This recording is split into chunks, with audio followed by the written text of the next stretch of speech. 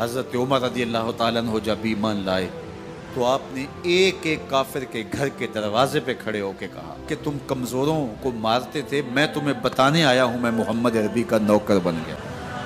بلکہ آپ نے اعلان کیا جس نے اپنی بیوی کو بیوہ اور بچوں کو یتیم کروانا ہو اور اپنے ماں باپ کی کمر کو جھکانا ہو وہ عمر کے مقابلے میں آئے۔ اللہ اکبر۔ زنیرہ نامی ایک خاتون تھی، بہت کمزور۔ راوی کہتا ہے کہ اس کی ہڈیوں میں گودا نہیں تھا، عشق رسول تھا، اور اس کا ظالم آقا اس کو مارتا ہے، اور جب مار مار کے تھک جاتا ہے ادھر سے عمر آ رہے ہیں، یہ اسلام لانے کی پہلے کی کہانی ہے، ادھر سے عمر آ رہے ہیں تو اس نے کہا عمر تم جوان آدمی ہو تو یہ چھوڑتی نہیں ہے اپنے نبی کا نام، ذرا تم آؤ۔ عمر کوڑا پکڑ لیتے اسے مارتے مارتے مارتے تھک جاتے ہیں تو پانی پینے لگتے ہیں، تو کہتے ہیں مجھے تیرے پہ ترس نہیں آیا لیکن میں ذرا پانی پینے لگا ہوں، اور پھر گلے کے اندر ڈال کر کے کوڑا اور اس کی رسی کو بل دیتے ہیں اور اس کی آنکھیں باہر نکل آتی ہیں اور کہتے ہیں بلا اپنے نبی کو جو تیری آنکھوں کی بینائی واپس کرے۔ اللہ اکبر۔ تو اس نے آسمان کی طرف منہ کر کے کہا مالک میں کبھی بھی آنکھوں کی بینائی نہ مانگتی لیکن اب تیرے نبی کی عزت کا سوال ہے۔ آنکھوں کی بینائی واپس ہو جاتی ہے۔ زنیرہ کو بڑا مارا، آج عمر گلیوں میں آنکھوں میں آنسو ہیں اور عجیب دل بے تاب ہے، اور کہتے ہیں آؤ بھئی میں حضور کا غلام بن گیا ہوں، تمہیں بتانے آیا ہوں۔ زنیرہ نے موڑ کاٹا تو آگے عمر یہ آواز دے رہے تھے۔ زنیرہ ایک کونے پہ کھڑے ہو کے رو کے کہتی ہے عمر تم تو بڑے اس دن جوش و غضب میں تھے اور تم مارتے ہوئے تھکتے نہیں تھے۔ تو عمر نے کہا زنیرہ اس دن میں نے دیکھا نہیں تھا، اب میں محمد عربی کو دیکھ آیا ہوں۔ جنہ ویکھیا نہیں ہو کرن گلاں، جنہ ویکھیا نہیں ہو کرن گلاں، جنہ ویکھیا ہو تے بول دے، جڑے محرم راز حقیقت دے اور راز حقیقت کھول دے۔ تو حضرت عمر رضی اللہ تعالیٰ عنہ ایمان لائے۔ حضرت عبداللہ ابن مسعود رضی اللہ تعالیٰ عنہ فرماتے ہیں کہ حضرت عمر کا ایمان لانا مسلمانوں کے لیے عزت کا سبب تھا، ان کا ہجرت کرنا مسلمانوں کی نصرت تھی اور ان کی خلافت مسلمانوں کے لیے رحمت تھی۔ حضرت عمر رضی اللہ تعالیٰ عنہ وہ ہیں کہ میرے حضور نے فرمایا لوگوں جب نیک لوگوں کا ذکر کرو تو میرے عمر کا تذکرہ ضرور کیا کرو۔ میرا عمر وہ ہے کہ جب وہ ایک سمت سے آ رہا ہو، ایک گلی اور بازار سے آ رہا ہو تو شیطان بھی آ رہا ہو عمر کو دیکھ کے راستہ تبدیل کر لیتا ہے۔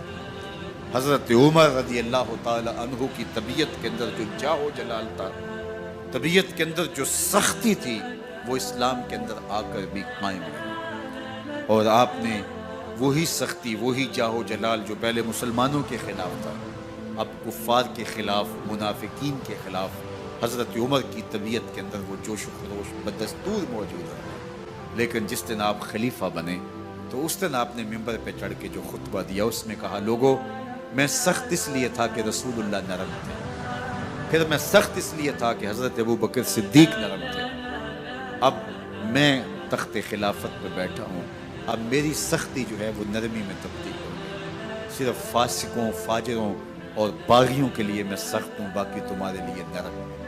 سب سے کم جو تنخواہ بیت المال سے اگر کسی وجود نے لی ہے تو وہ حضرت عمر رضی اللہ تعالیٰ عنہ نے صرف 2 جوڑے لیتے تھے سال میں، اور راوی کہتا ہے کہ میں نے دیکھا ہے کہ اس میں بھی 17 پیوند لگے ہوتے تھے۔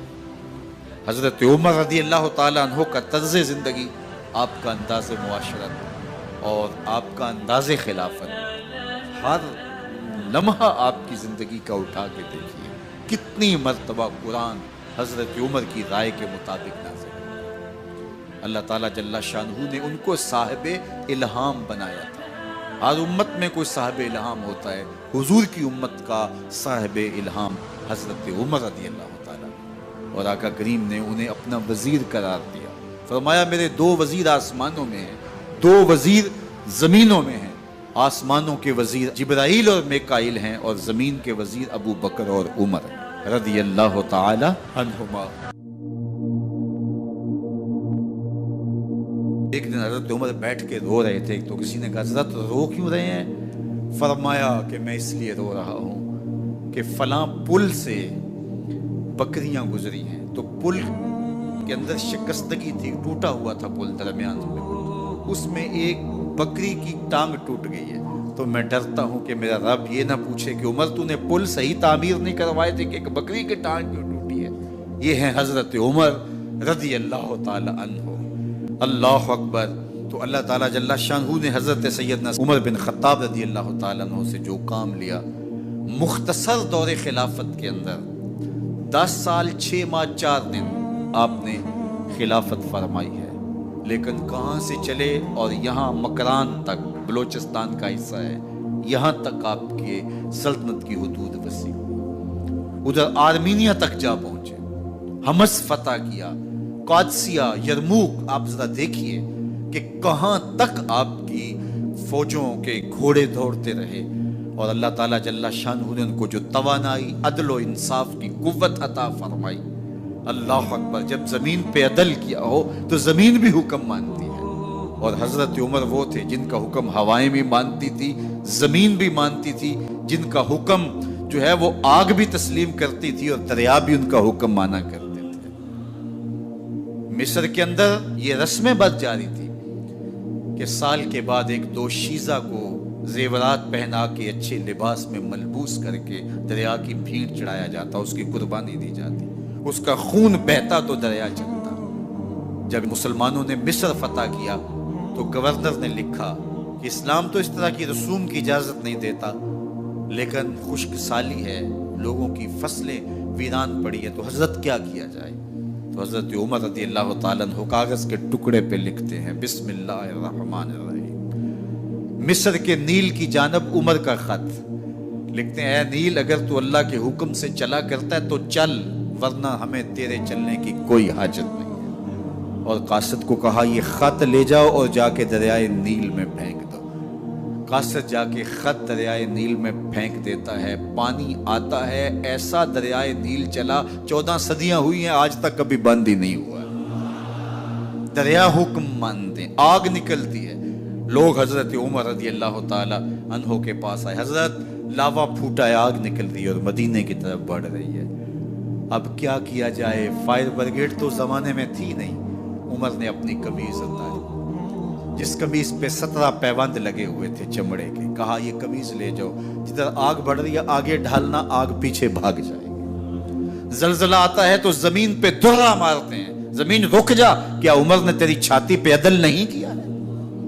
تو یہ عمر ہیں رضی اللہ تعالی عنہ کہ جن کے انصاف کی وجہ سے، جن کے عدل کی وجہ سے اللہ تعالیٰ کی رحمات اور اس کی برکات کا نزول ہوتا تھا، اور اللہ تعالیٰ نے مسلمانوں کو وہ آبرومند حکومت دی۔ کائنات کی تاریخ کے اندر ایسی حکومت آپ نے نہیں دیکھی ہوگی جو حضرت عمر نے حکومت کی ہے۔ اللہ اکبر۔ فرمایا فرات کے کنارے پہ ایک کتا بھی پیاسا مر گیا تو اس کا حساب بھی عمر سے ہوگا۔ باہر سے سفیر آتا ہے اور آ کے پوچھتا ہے کہ میں امیر المومنین کے، مسلمانوں کے حکمران کے محل میں جانا ہے، تو وہ مسکرا کے کہتے ہیں ہمارے امیر کا تو کوئی محل نہیں ہے۔ کہا کہاں ہے تمہارا امیر؟ کہا مسجد نبوی میں ہوگا یا بیت المال کی اونٹوں کی دیکھ بھال میں لگا ہوگا۔ وہ جب گئے تو مسجد میں نہیں ہے، اللہ اکبر، وہاں گئے تو وہاں بھی نہیں ہے۔ پھر کیا دیکھتے ہیں کہ عمر رضی اللہ تعالی عنہ جنت البقیع کے پاس ایک درخت کے نیچے اینٹ کا سرانہ رکھ کے سوئے ہوئے، تو اس نے کہا عمر تو نے عدل کیا ہے، تجھے کچی اینٹ پہ بھی نیند آ گئی، ہمارے حکمرانوں نے انصاف نہیں کیا، اور وہ بند اور محفوظ کمروں کے اندر بھی سکون اور چین کی نیند نہیں سو سکتے۔ حضرت سیدنا عمر رضی اللہ تعالیٰ عنہ نے اس طرح ان امور سلطنت نبھائے۔ آپ دن کو لوگوں کی دیکھ بھالی کرتے، لوگوں کی ضروریات سنتے سمجھتے، اور جب رات پڑتی لوگ سو جاتے، عمر مدینے کی گلیوں میں پہرا دیتے۔ کائنات نے کوئی ایسا بھی حکمران دیکھا ہوگا؟ اللہ اکبر۔ وہ مجاہد جو مختلف محاذات پہ گئے ہوئے ہوتے، ان کے گھروں کی دیکھ بھالی کرتے، ان کی ضروریات کا خیال رکھتے، ان کی آبرو کا پہرا دیتے۔ راتوں کی تنہائیوں کے اندر حضرت عمر اٹھتے اور جا کے گشت کرتے، چکر لگاتے، دیکھتے کوئی آنکھ پر نم نہ ہو، مفلسی کا کسی گھر میں ماتم نہ ہو۔